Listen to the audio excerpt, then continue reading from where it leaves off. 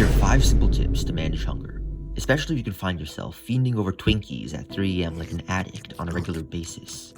Tip 1. Chug water like a depressed alcoholic shotgunning pills. Oh, hell no! Physically filling up one's stomach can go a long way towards feeling satiated, so chugging a bunch of water, say maybe 1 to 2 full-size water bottles from your local Walmart! is a great way to fill up one's stomach so that one does not eat too much. Tip 2.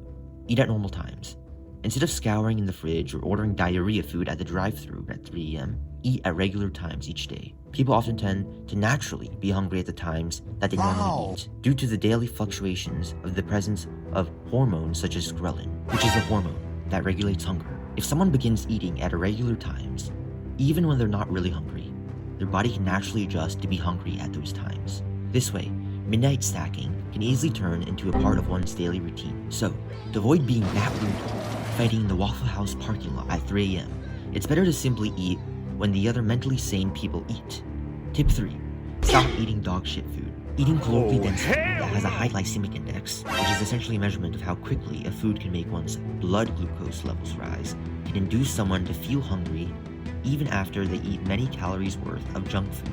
And after their blood glucose levels crash from the blood glucose spike that they experienced, that person can feel lethargic and craving high-calorie foods to raise their blood glucose levels, thus inducing a repetitive cycle of high and low blood sugar levels and eating and exacerbating the function of eating dog shit food like Nikocado avocado. Tip 4. Do intermittent fasting. Instead of eating 3 meals a day like all the other beta males, one can train themselves to simply eat once or twice in the afternoon.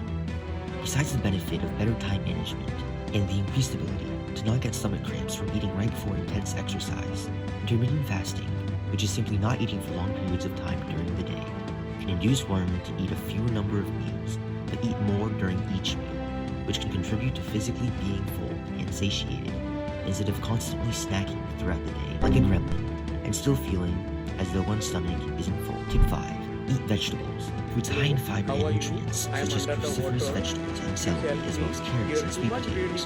While all sources of carbohydrates are better than some other sources of carbohydrates, such as white potatoes, white rice, and many other grains, such as white wheat, well, basically all white foods. The point is that the colored foods are better than the white foods, because they take more energy to digest, have higher levels of antioxidants, and often have relatively low glycemic indexes, which means that sugars from those foods are gradually, instead of very suddenly, released into one's bloodstream, allowing for one to feel energized in a stable manner for a long period of time. All these tips are cool though, but fully controlling hunger is like trying to stop someone from shitting in the Taco Bell urinal. Life always finds a way.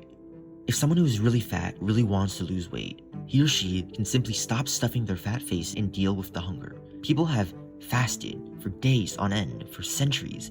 It's a process that most healthy adults are naturally adapted to be prepared for. Being fat is a choice.